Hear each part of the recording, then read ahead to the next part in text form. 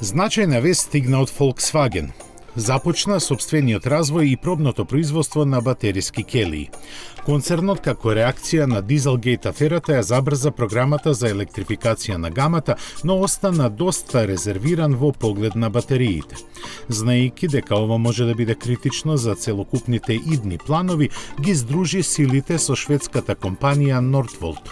Резултатот од заедничкиот проект е новата фабрика во Salzgitter, каде покрај развојот ќе се одвива и производството на батериски келии.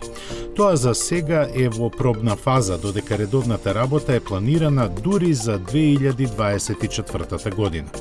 Направена е со врвна технологија и во неа ќе бидат ангажирани 700 работници во производството и 300 експерти во развојот. Тие покрај зголемувањето на нивниот капацитет ќе работат и на намалувањето на количините репроматеријали и рециклирањето на старите батериски системи.